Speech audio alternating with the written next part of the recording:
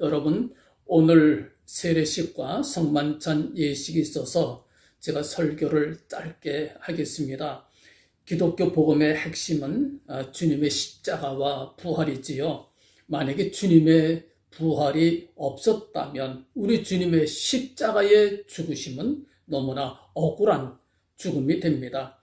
쓸데없는 죽음이 돼요. 비극도 그런 비극이 없을 것입니다. 그러나 부활이 있었기 때문에 모든 것이 달라졌습니다. 우리 주님의 십자가의 죽으심은 의로운 죽으심으로 증명이 되었습니다. 십자가에서 흘리신 주님의 피는 우리의 죄를 씻을 수 있는 능력의 속죄의 피가 되었습니다. 그래서 우리를 의롭게 세워주시고 하나님의 자녀가 되며 영원한 기업을 잇는 하나님 나라 백성으로 만들어주는 능력이 됩니다. 그래서 주님의 십자가가 우리의 구원이 되고 또 우리의 자랑이 되고 우리의 찬송이 됩니다.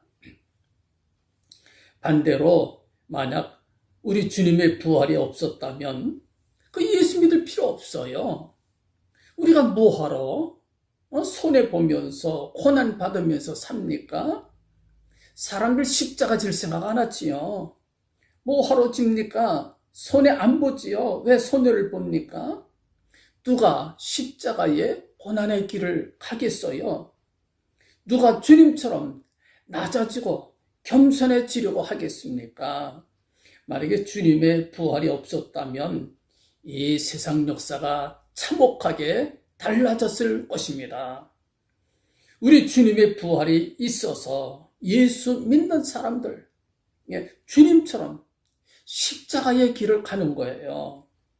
부활의 영광을 믿기 때문에 예수 믿는 사람들, 그래 손해보는 겁니다. 왜? 하나님께서 갚아주실 것을 믿기 때문이지요. 억울한 일을 당해도 예수 믿는 사람들은 참을 수 있어요. 왜? 부활의 영광이 있음을 믿기 때문이지요.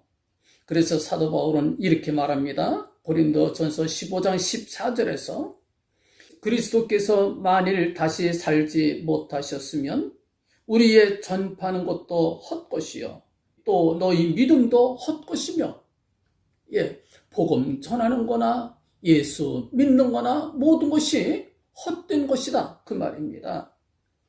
또 우리가 하나님의 거짓 증인으로 발견되리니 우리가 하나님이 그리스도를 다시 살리셨다고 증거하였음이라.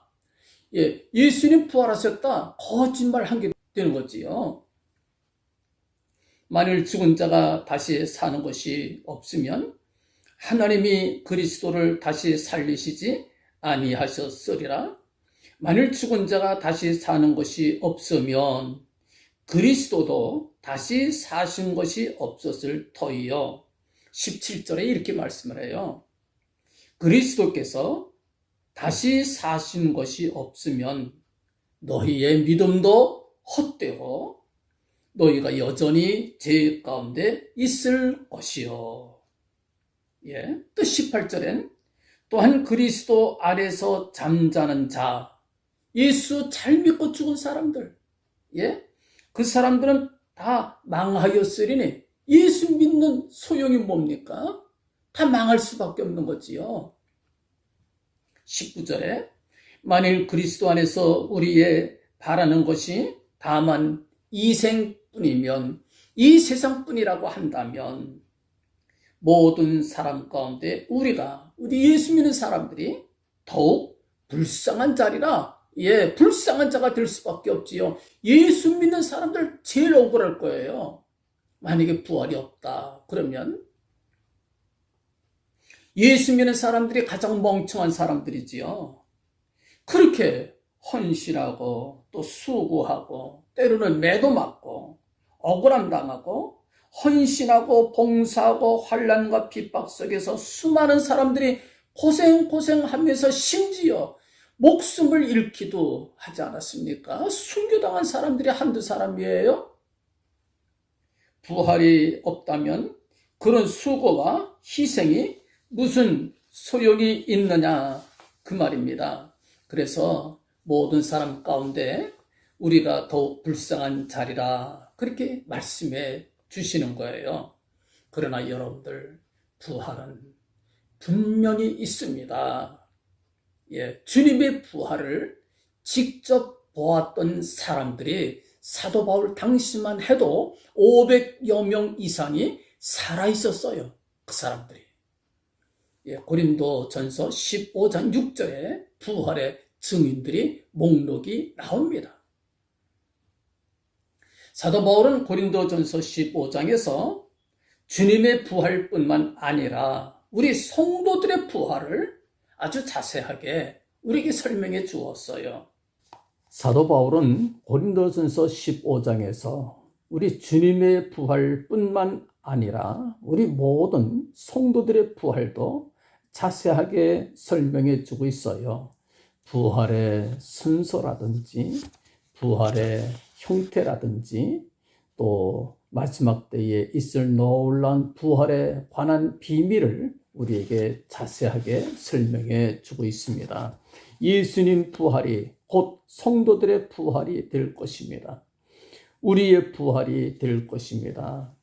그래서 예수 죽음 내 죽음, 예수 부활 내 부활, 예수 승천 내 승천, 예수 천국 내 천국. 옛날 어른들이 그렇게 노래 불렀어요.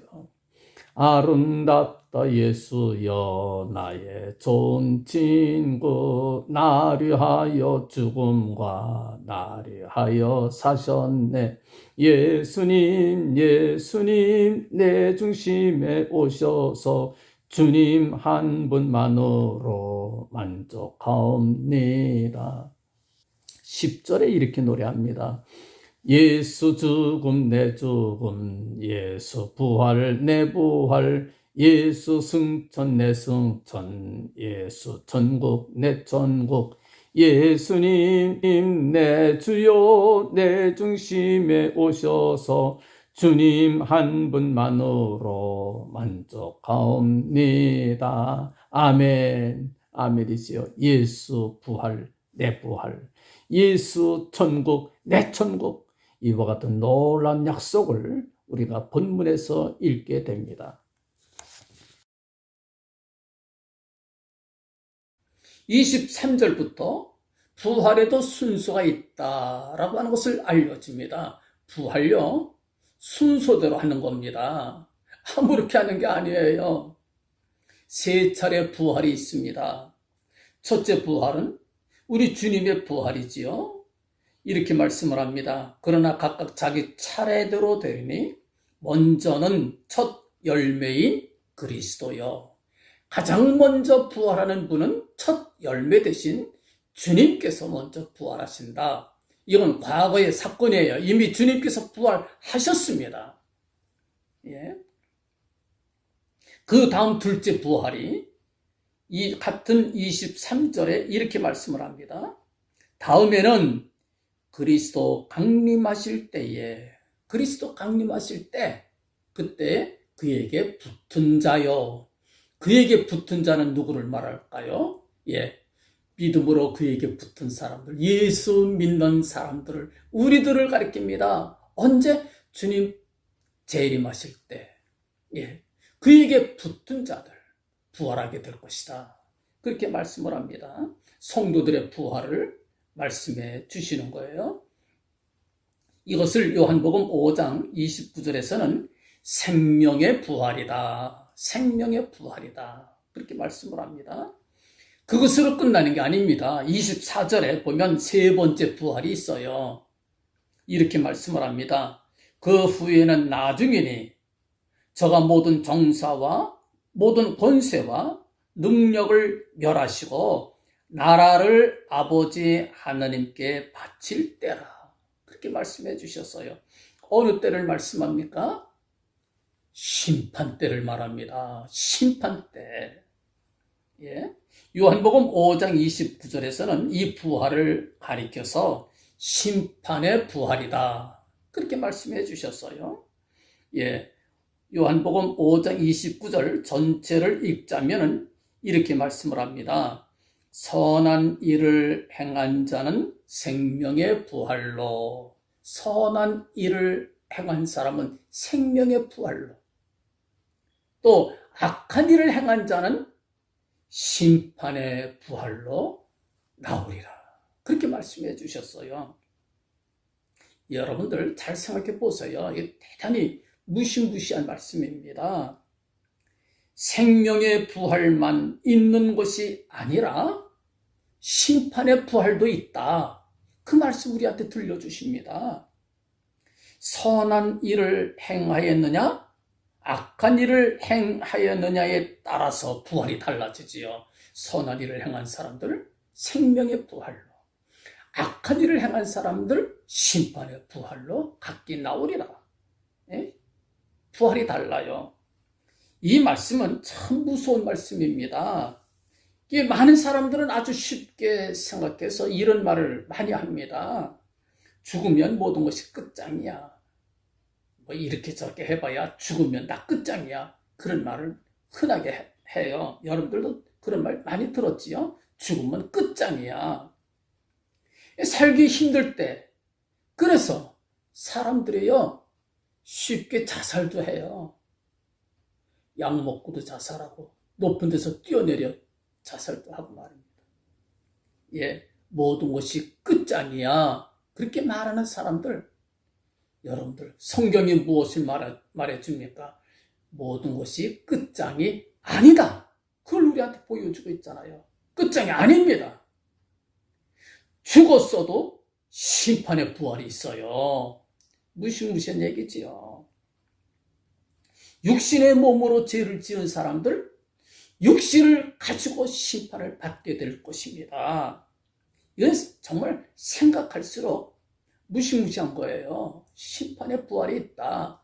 죽는 것으로 끝장나는 것이 아니다. 그걸 우리한테 알려줍니다. 여러분들, 이걸 알면 자살 함부로 못하지요. 무섭지요.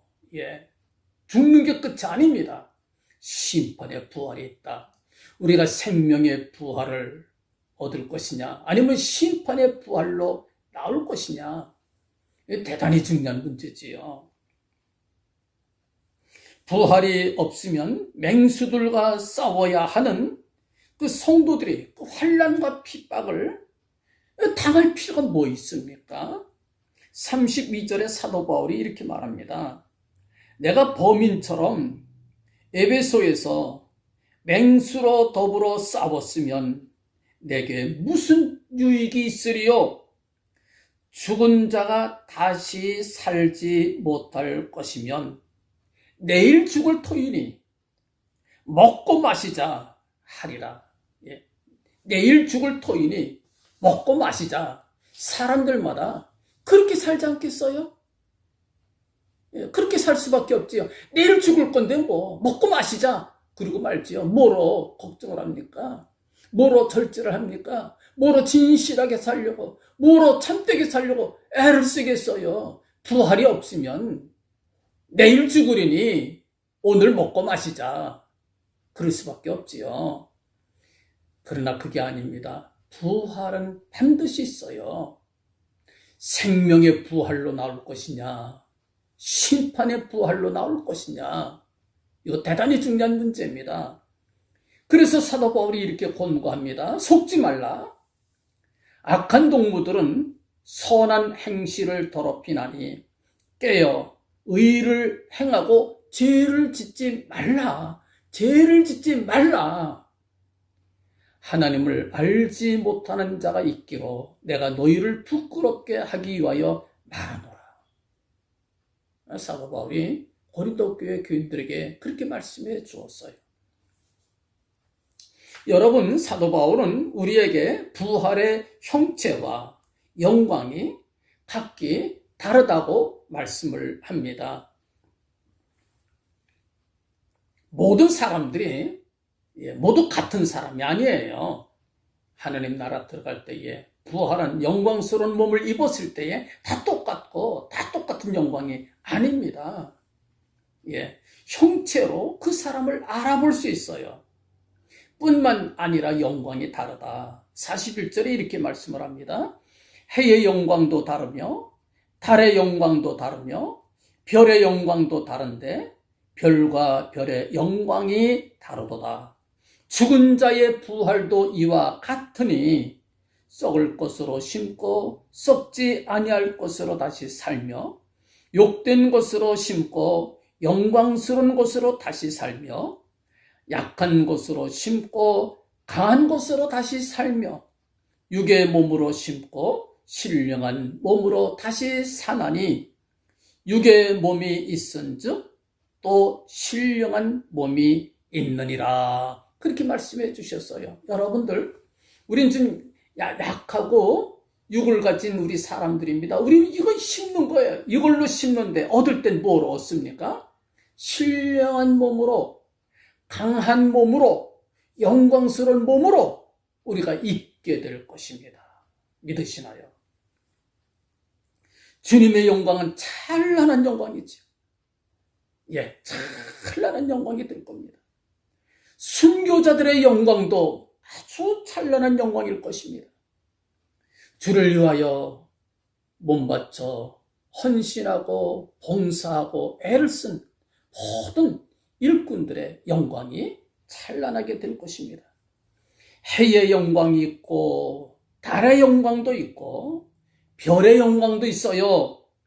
각기 충성과 봉사를 한 만큼 영광이 다를 것입니다. 빛나는 영광이 있는가 하면 좀 희미한 그런 영광도 있을 거예요. 자랑스러운 영광이 있는가 하면 좀 부끄러운 영광도 있을 거예요. 51절부터는 마지막 때에 일어날 놀라운 비밀을 우리에게 말씀해 줍니다. 보라 내가 너희에게 비밀을 말하노니 우리가 다 잠잘 것이 아니요 마지막 나팔에 순식간에 호련히 다 변화하리니 그랬습니다. 마지막 나팔은 그 천사들이 부는 나팔을 말합니다. 요한계시록 8장에 따르면 천사들이 7천사들이 나팔을 불어요. 천사 첫째 나팔, 둘째 나팔, 셋째 나팔, 넷째 나팔, 그 부는 것이 요한계시록 8장에 나왔지요. 그 나팔을 불 때마다 이 땅에 징조들이 나타납니다. 무슨 전쟁도 있고요. 무슨 여러 가지 징조들이 나타나요. 이렇게 해서 마지막 천사, 7째 천사가 나팔 불 때에 우리 주님 이 땅에 재림하실 것입니다. 요한계시록 10장 7절에 이렇게 말씀을 합니다. 7째 천사가 소리내는 날 그 나팔을 불게 될 때에 하나님의 비밀이 그 종 선지자들에게 전하신 복음과 같이 이루게 될 것이다. 무엇을 말합니까? 주님께서 이 땅에 재림하시고 성도들은 부활해서 그리스도 예수의 나라 메시아 천국이 이 땅에 이루어져서 하나님의 영원한 기쁨 속에 참여하게 될 것을 우리에게 미리 말씀해 주신 거예요. 이제 52절 말씀에 이렇게 말씀을 합니다. 나팔 소리가 나매 죽은 자들이 썩지 아니할 것으로 다시 살고, 뭘 말합니까? 죽은 성도들, 예수 믿고 죽은 성도들, 마지막 나팔 소리와 함께 부활하게 될 것이다. 주님의 재림하실 때 성도들이 부활하게 될 것이다. 그 말입니다. 7째 천사, 마지막 천사가 나팔 불게 될 때에 주님 이 땅에 강림하시고 죽었던 성도들이 모두 부활하게 될 것이다. 우리한테 그걸 지금 전해주고 있어요. 또 그 다음에 우리도 변화하리라 그랬어요. 우리는 누구를 말할까요? 여러분들 잘 보세요. 여기서 말씀하시는 우리는 아직까지 주님 재림하실 때에, 주님 재림하시는 그 시점에 아직까지 죽지 아니한 성도들을 가리킵니다. 살아서 예수 믿는 사람들. 주님 재림할 때까지 아직 죽질 않았어요. 살아있는 성도들. 이 성도들은 그대로 변화하게 될 것이다. 변화 뭡니까? 영광의 몸으로 바꿔 입는 거예요. 순식간에 변화하리라 말씀해 주셨어요. 예. 이것을 주님께서 이렇게 말씀을 합니다. 요한복음 11장 25절에서 26절까지 주님께서 이걸 이렇게 설명하셨어요. 예수께서 가라사대 나는 부활이요 생명이니 나를 믿는 자는 죽어도 살겠고 예수 믿는 사람들은 죽어도 다시 삽니다. 언제? 주님 재림하실 때에, 언제? 마지막 나팔 소리와 함께 다시 살게 될 거예요.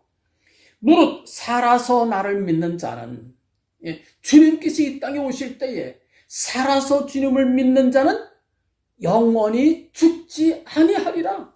영원히 죽지 아니하리라. 그대로 몸이 변화를 받게 되는 거예요. 믿으십니까? 마르다에게 주님 질문하셨어요. 내가 이것을 믿느냐? 여러분들 이거 믿습니까? 예. 예수 믿고 죽은 사람은 부활하게 될 것이고 살아서 예수 믿는 사람들은 영원히 죽지 않고 주님 나라 들어가게 될 것을 믿으시나요? 아멘. 그와 같은 저와 여러분들이 될 수 있기를 간절히 빕니다. 53절에 이렇게 말씀을 합니다. 이 썩을 것이 불갑을 썩지 아니할 것을 입겠고 이 죽을 것이 죽지 아니함을 입으리로다. 이 썩을 것이 썩지 아니함을 입고 이 죽을 것이 죽지 아니함을 입을 때에는 사망이 이김에 삼킨 바 되리라고 기록된 말씀이 응하리라. 그 다음에 55절 말씀은 통쾌한 말씀이에요. 여러분들 부활 믿는 사람들은 사망이 두렵지 않은 거예요. 부활을 안 믿는 사람들은 죽음 앞에서 벌벌벌 떱니다. 죽음 앞에서 떨지 않은 사람들이 어디 있어요? 다 떨어요. 그러나 부활 믿는 사람들은 죽음이 두렵지 않아요. 무엇이라고 외칩니까? 사망아, 너 이기는 것이 어딨냐? 이기는 것이 어딨냐? 조롱을 합니다. 사망아, 너의 쏘는 것이 어디 있느냐? 사망에 쏘는 것은 죄요, 죄의 권능은 율법이라. 우리 주 예수 그리스도로 말미암아 우리에게 이김을 주시는 하나님께 감사하노니. 우리에게 늘 이김을 주시는 거예요. 예, 부활을 믿기 때문에 우리는 뭐든지 다 이길 수가 있어요. 사망 권세까지 이깁니다. 왜? 주님께서 부활하셨고 우리도 부활할 것을 믿기 때문에. 58절 여러분들, 그러므로 내 사랑하는 형제들아, 이건 결론입니다. 오늘 설교의 결론도 됩니다. 견고하며 흔들리지 말며 여러분들 견고하세요. 흔들리지 마세요. 항상 주의 일에 더욱 힘쓰는 자들이 되라. 주님의 일 열심히 해야지요. 이는 너희 수고가 주 안에서 헛되지 않은 줄을 알미로다 말씀해 주셨습니다. 여러분들 헌신하고 봉사하고 희생하고 섬기는 이 모든 섬기는 일들이 하나도 헛된 일이 없을 것입니다. 믿음 가지고 더 힘써서 주님이 열심히 해요. 우리의 생명 다하는 그 순간까지 힘써 주의 일에 매진하게 될 것입니다. 여러분들 모두에게 주님의 영광의 부활의 기쁨이 넘치시기를 간절히 축원합니다. 아멘.